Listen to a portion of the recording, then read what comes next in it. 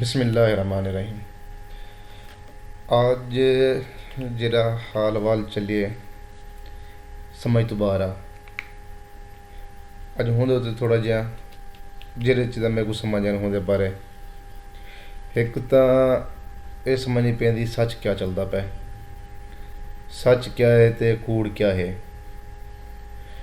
دوجا کمشنر صاحبین انہیں اپنا آکھے جو جی رد و بدل تھئیے ووٹیں دی وہ میں کرائیے میرے اتنے دباؤ ہا یا اپنی مرضی کی ہے ہوں دا کوئی پتہ کہ نہیں آئی، وہ کہیں ویلے کیا دے کہیں ویلے کیا دے۔ تے میرا بیان دیون دا مقصد گال کرنے دا مقصد جڑا ہے نا وہ صرف یہ ہے کہ سٹوری چلتی کیا پئی ہے، ایک کہانی سمجھ نہیں پی آتی۔ کیا سیاسی اکھاڑے دے وچ کیا دو پیچ چلتے پین بالکل ہی گال سمجھ تو باہر ویندی پئی ہے۔ ہن یہ حقیقت کیا ہے، گورنمنٹ کون آندا پے 8 فروری کو الیکشن تھین، اج 17 فروری تھی گئی ہے۔ اج تک اتنا ڈیلے کتیں کہ نہیں تھیا، جتنا بھی پچھوں الیکشن دے دنوں اندر اتنا ڈیلے نہیں تھیا اج تک۔ پہلا الیکشن ہے جن کا حال تک بھی رزلٹ نہیں آیا۔ این دوران رزلٹ روکن دوران کیا کیا واقع تھین کیوں تھین تھوڑا جہا اندر اتنے کہ پہلا سٹیپ یہ تھے کہ الیکشن فیئر تھین بالکل ہی آدھے رہ گئے ایسا لیونگ پلینگ فیلڈ سوں، لیکن کچھ پارٹیاں جن کے فیلڈ صحیح کہنا ہے، فیلڈر بھی ہوندے ہن، بیٹسمین بھی ہونے دے ہن، امپائر بھی ہونے دے ہن، اسادے صرف بالر ہن جنہیں صرف باؤنس بانی کریں اپنا سیفٹی ہے اپنی گولی انہیں۔ ان دے بعد الیکشن چلو خیر خوشی دے تھی گئے، پرسکون ماحول ہا، الیکشن کمیشن نے بڑی کاوش کی تھی ہے، کوئی دنگا فساد کتوں دی کوئی انجی خبر نہیں ہے، جبکہ ہر دفعہ پچھلے الیکشن کتیں نہ کتیں کہیں نہ کہیں پولنگ تے جھیڑا فساد لگا رہتا ہا، کتیں پولنگ روک دیتی ویندی ہی تے کتیں کیا تھی، لیکن الحمدللہ 2024 دا الیکشن بالکل ہی پرسکون تھے، یہ اللہ دا شکر ہے۔ ہوں دے بعد کیا گیم چینج تھی ہے، گیم پلان ہر گیمر کریں دے، ہر سیاستدان کریں دے، اپنے واسطے کریں دے، اپنی پارٹی واسطے کریں دے، عوام دی خیر خی بھی ہوندی ہے، تقریباً کوئی 25% تے چانسز ہوندے، زیادہ تر اپنی ہی ہوندے، لیکن ہن کیا چلتا پیا، ہن یہ چیز سمجھ نہیں آئی گیم کیا تھی پئی ہے۔ ہن کچھ جڑے پہلے جیری پارٹی کو اساں چنگا سڑیں دیا سے وہ ہلکی تھی ون پی گئی ہے، جیری پارٹی وہ ہلکا سڑیں دیا وہ چنگی تھی ون پی گئی ہے۔ الیکشن تو پہلے نون لیگ پیپل پارٹی آپس ایک بے کو برا بھلا دے رہ گئے، بلاول صاحب دے بیان ہن کہ شہباز شریف صاحب آمن مناظرہ کریں، اج وہ اتحاد والا بڑھتا پہ جہے مناظرہ کرنے کو تیار ہن، اج وہ والا کٹھے تھیندے پین، کہڑے رنگ نال کٹھے تھیندے پین۔ ان دے بعد والا یکدم ایک موڑ جائے کہ ولا وہ ایک بے تو ٹوٹے گئے سارے۔ ان دے بعد پی ٹی آئی نے اپنی طرفوں کوشش کی ہے، گن مولانا فضل الرحمان صاحب کو ملین۔ اچھا اتنا کرے بھی کیا تھا ہے کہ اج تو جے تک in time P T I جتنی بھی ووٹر ہن سپورٹر ہن وہ مولانا صاحب کو مطلب کہ ایک لقب دیتا ہو یا سڑے دھیان مطلب کہ ڈیزل سٹ کے گھندے نہ ایویں نہ کہنا گھندے ہیں، جو ہی پی ٹی آئی کے بندے گین مولانا صاحب کو ملین فوراً انہیں دی ٹون چینج تھی گئی ہے۔ یہ ڈیزل کے نو حضرت علامہ مولانا مفتی نقشبندی دامت برکاتہم عالیہ تھی گئے، نورانی چہرہ تھی گئے، فجر دے نماز دے وضو نال عشاء دی نماز تک ویندے، اتنے مطلب خوب بیان تھی پہ گئے جہاں اج تو پہلے کہنا سنیا ہن سا۔ ان دے بعد جنہیں پتہ لگے کہ مولانا صاحب پیپل پارٹی تے نون لیگ والے نال تھوڑا جہا سلام دعا رکھیں پین، تا فوراً ولا الفاظ شروع تھی گئے سی وہ ڈیزل تے این قسم کا۔ اتنا تھوڑا جہا سکون ہے، سوشل میڈیا تھوڑا جہا ٹھڈا تھا، یکدم نواں کٹا کھل گئے جہاں اج دی ریٹ دے وہ ایک کمشنر صاحب راول پنڈی انہیں آ کے سی کہ میں اپنے حلقے دے وچ دھاندلی کرائیے 70,000 ووٹیں دی ہیرا پھیری تھئیے جہے جیتتے پے ہیں انہیں کو ہروا دیتا گئے. میں اندر بیان تے میں حیران ہاں میرے کو بیان سمجھ نہیں پیا آتا کہ کہڑی گال تے انہیں کیویں گال کی ہے. یہ چیز سمجھ تو ذرا باہر وی پئی ہے کہ انہیں آخیا سی جہاں انہیں بیان میں سنیے. انہیں کہ میں سویرے فجر کی نماز اٹھیا تے میں خودکشی کرنے کا پروگرام کیتے. میں کہ میں خودکشی کرنا اتوں روک گئے. اتوں روکے انہیں بعد انہیں پلان کیا کہ میں اپنا گرفتاری لے لینا بھی گرفتاری دے. انہیں گرفتاری دے نہیں بڑا سوشل میڈیا اپنا الیکٹرانک میڈیا تے آ گئے. الیکٹرانک میڈیا تے آتے اگر تو بیان ہی تساں دے بنا تے بھائی جان اپنا گلا سب کا کیوں کرنے پہ جی میں خودکشی کرنا پیا. کیا ضمیر تہاڈا اج ان جاگے ہون تک کہنا جگدا پیا. اج یاد ہے جو میرے وڈے میرے ڈاڈے میرے بابے پاکستان واسطے کیا کیتے کیا قربانیاں دیتیاں. یہ ہون تک تو رہ گئی بھائی جان سیٹ تے رہ گئی. اتنا عرصہ تے حکومت کیتی ہے تے شہید ڈٹھی ہے اپنی. ہوں ٹائم تک تے کوئی یاد کہنا ہا تیرا ضمیر کہنا ہا اچانک ضمیر کیوں جاگیے. ایک تو یہ چیز سمجھانے والی ہے. اندر بعد ہوں دی خبر جی تھوڑی دیر پہلے دی میں ڈٹھی ہے. اندر یہ ہے کہ انہیں کو گرفتار کر کے گئے تو کہیں نامعلوم جا کے گیا گئے. اتنا انہیں کو پابند سلاسل کیا بھی سی.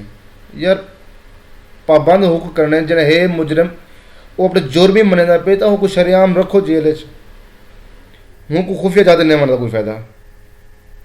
ہوں دے نال اگلا پلان کیا بننا ہوں ایڈوں پہلے انہیں الزام پہلے آکھے بھی میں کتے جتنی بھی ریٹرننگ افسران انہیں دباؤ دیتے میں ووٹنگ ڈے کریں. انہیں بعد ہونے والے نام دو شو کر دیتے.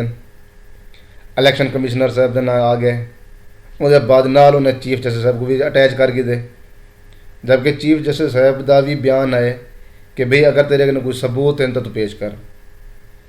ہوں تھوڑی دیر تک ایک سوشل میڈیا دے بیٹا میں اتنا خبر لگی پی کہ کمشنر راول پنڈی لیاقت علی چٹھا صاحب نے اپنا ریکارڈ جڑا بیان کرائے. ہوں یہ چاہا کہ میں اپنے بیان تے قائم ہاں. میرے کو حکم دینے والے یا میرے کو ہی رات آنے والے یا پریشرائز کرنے والے مطلب کہ ہڈن لفظ کہ انہیں دے جڑے نا ہیں وہ میں عدالت یا کمیشن کے سامنے دسے سا.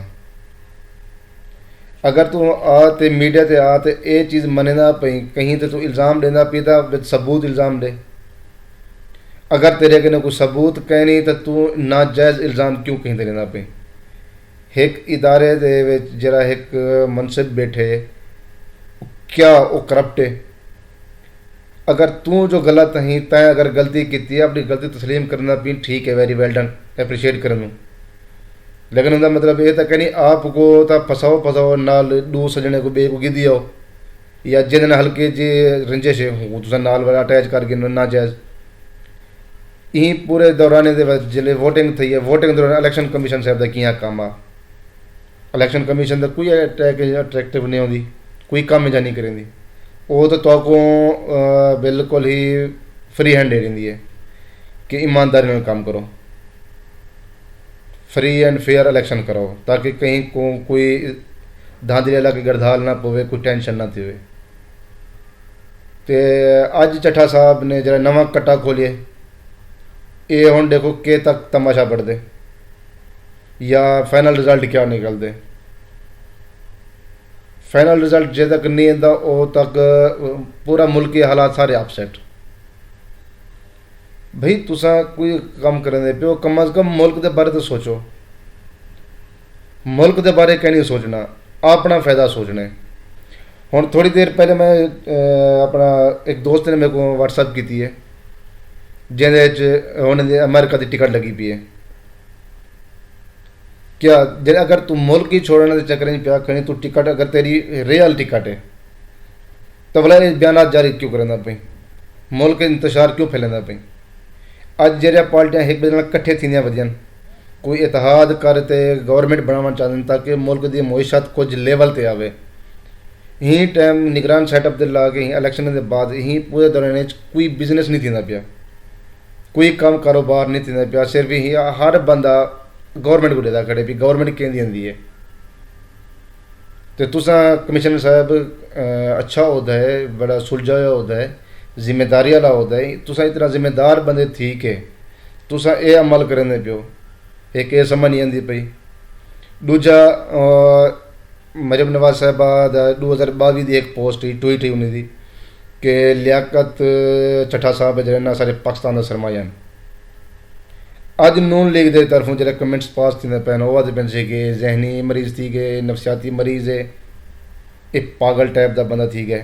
بھی اگر نفسیاتی مریض ہا تو کوئی عہدہ تسا کیوں دیتا ہا، یا اگر کہیں بے دیتا ہا، کہیں دی گورنمنٹ جو انہیں کوئی ریلیف دے تے اے جڑا عہدہ دے دیتے تو حضرات تسا تو اقدار چاہے پہ، تسا جو گورنمنٹ کیتی ہے تسا تو ہی چیز دیکھ سکتے بھی وہ ذہنی مریض ہے، تھوڑا پاگل ہے، یا کوئی چیز سنکی ٹائپ دا بندہ ہے. سنکی ٹائپ دے بندے کو تسا جڑا عہدہ کیوں دینے پیو؟ وہی راول پنڈی دا کوئی چھوٹا موٹا ایریا ہوندے سمجھ آندی ہے بھی چلو بھی اتھا کہ سنکی ہوئے پیا کوئی مطلب علاقہ دے جڑا کہیں نہیں. یہ جڑا پوش علاقہ سیف علاقہ جتھا کہ مطلب ہر چیز تے نگاہ ہوندی ہے، بڑے حساس بھی پورٹ ہیں اتھا کہ ایریاز ہیں، اتھا تو ایک سنکی بندہ بلا دیتے اج وہ کچھ پاگل کرنے پیو. 2022 جب کہ تھوڑے ہی لیڈرشپ دے بیان ہیں کہ سارے ملک کا سرمایہ ہے، یا کو ملک کا سرمایہ سڈو یا کو سنکی سڈو. صرف اپنا مفاد نظر آتا پہ ہر بندے کو، صرف اپنا مفاد. غریب عوام دا کوئی نہیں سوچنا پیا. کچھ غریب عوام دے اس بارے سوچو ذرا، غریب عوام دا کیاں قصور ہے. فی الحال تو میرے کو جتنی تک گالی سمجھ آئیں یہ تک ہیں. اور اگر پی ٹی آئی نے دھرنا دیتے، جلسہ کیتے، اپنا دھاندلی کا الزام دیتی پی ہے، اسلام آباد تک پجن اتنا دفعہ 44 لگ گئے. دفعہ 44 کہڑی رزاں لگے یہ بھی کہیں کو کوئی پتہ کہ نہیں. جن باقی پارٹیاں جلسہ جلوس کریں دھرنے کریں تو اتنا کہ جڑے دفعہ 44 نافذ نہیں تھیندا. جن پاکستان تحریک انصاف دے کوئی بھی ممبران باہر نکل دیں تو دفعہ 44 نافذ تھی ویندے. میرے کو اتنی سمجھ نہیں ہے کہ تحریک انصاف دے اگر جب عوام باہر نکلے، تحریک لبیک پاکستان باہر نکلے، انہیں دے خلاف کریک ڈاؤن چل ویندے. باقی جماعتیں ہیں انہیں دے خلاف کریک ڈاؤن کیوں نہیں تھیندا، یا وہ جڑے دفعہ 44 نافذ کیوں نہیں تھیندا؟ کیا وہ پورا من یہ دہشت گرد ہیں؟ اگر دہشت گرد ہیں تو انہیں کو قانونی طریقے سے دہشت گرد قرار دیتا ونے، انہیں باقاعدہ عمل ہی کرایا ونے. Tehreek Labbaik Pakistan T L P کو دہشت گرد قرار دیتا گیا، ان کے بعد قانونی طریقے حقوق والا ریلیف ملی، وہ ایک اسلامی جماعت بنی ہے. پاکستان تحریک انصاف کو بھی دہشت گرد آواز دیتی گئی ہے، ولا اتوں وہ ہٹ گئی ہے. بھی ملک چلتا کیا پہ یہ چیز سمجھ نہیں آتی. بھائی تھوڑا جا اگر کوئی چیز سمجھنے کی کوشش کریں تو کوئی نہ کوئی نواں کٹا کھول ویندے. ہوں حالات یہ چلتے پین کہ ایک شعر میرے کو یاد آتا پہ کہ عین ممکن ہے کہ حالات کی گتھی سلجھے. عین ممکن ہے کہ حالات کی گتھی سلجھے، اہل دانش نے بہت سوچ کے الجھائی ہے. اتنا ٹف ٹائم اگر نہیں دے سکتے ایک بے کو تو کم از کم ایک بے کو برا نہ آکھو، یا برا بھلا ایک بے کو آدھے ہو تو کم از کم عوام کو تو بولو نہ بڑھاؤ یار. بے کو ہوں کوئی یوتھے بنے ہوتے ہیں، کوئی جالے بنے ہوتے ہیں، کوئی پٹواری ہے، تو آپ کے گٹھ جوڑ ایک ہے. کتنی تو کوئی فنکشن اٹینڈ دیں تو چاہے پی ٹی آئی ہوئے، چاہے نون لیگ ہوئے، چاہے پیپل پارٹی ہوئے، ایک ہی ٹیبل سے بہ کے کھانا کھاندو. تعداد کیا ہے؟ بھڑسن کون؟